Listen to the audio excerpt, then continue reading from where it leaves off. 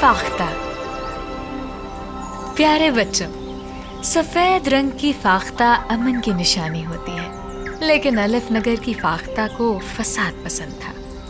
وہ صلح صفائی کے بجائے جھگڑا بڑھا دیتی، اسی لیے وہ فتنی فاختہ کہلاتی تھی۔ ایک صبح فتنی نے ککو کبوتر کو کلو کوے کے پیالے سے پانی پیتے دیکھ لیا۔ ککو نے گھبرا کر اس سے کہا، فاختہ بہن، کلو کا نہ بتائیے گا، وہ خفا ہو جائے گا۔ فتنی نے اسے یقین دلایا کہ وہ نہیں بتائے گی۔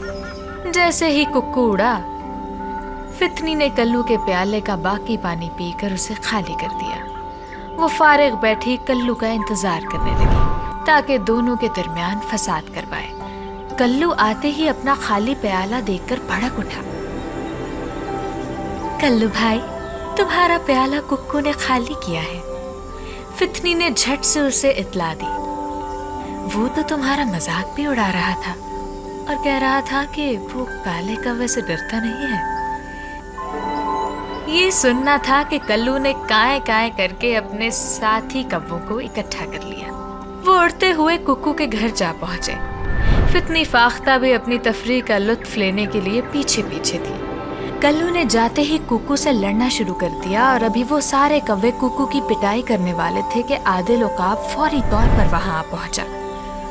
کلو نے فٹافٹ اسے جھگڑے کی وجہ بتائی تو اس نے کہا، بغیر پوچھے تمہارا پانی پینا بری حرکت تھی، لیکن اتنی سی بات پر اتنا جھگڑا؟ عادل بھائی، صرف پانی کی بات نہیں ہے، ککو مجھے کالا کہہ کر میرا مذاق بھی اڑا کے آیا ہے۔ یہ سن کر ککو نے اپنی صفائی دینا شروع کر دی۔ فاختہ بہن سے پوچھ لو۔ میں نے تمہارے خلاف ایک لفظ بھی نہیں کہا۔ پر فاختہ نے تو مجھے تمہاری ساری باتیں بتائی ہیں۔ کلو نے جواباً ککو سے کہا۔ فاختہ جو وہاں بیٹھی اس سارے جھگڑے سے لطف اندوز ہو رہی تھی، وہ گھبرا گئی۔ بھائی، اپنے جھگڑے خود نپٹاؤ، مجھے مت گھسیٹو فضول میں۔ وہ خفاسی ہو کر وہاں سے فٹافٹ روانہ ہو گئی۔ تو یہ فتنی فاختہ ہی کی کارسانی ہے کہ تم لوگوں کو لڑوا دیا۔ کلو اب شرمندہ ہو کر ککو کو دیکھ رہا تھا۔ کلو، تم بڑے بے وقوف نکلے کہ فتنی کی باتوں پر بھروسہ کر لیا۔ عادل عقاب نے کلو کو ڈانٹا اور اس نے اپنی غلطی مان کر ککو سے معافی مانگ لی۔ تو بچوں، اس دن الف نگر ایک بڑے فساد سے تو بچ گیا، مگر فاختہ کو اس کے بعد سب فتنی کہنے لگے۔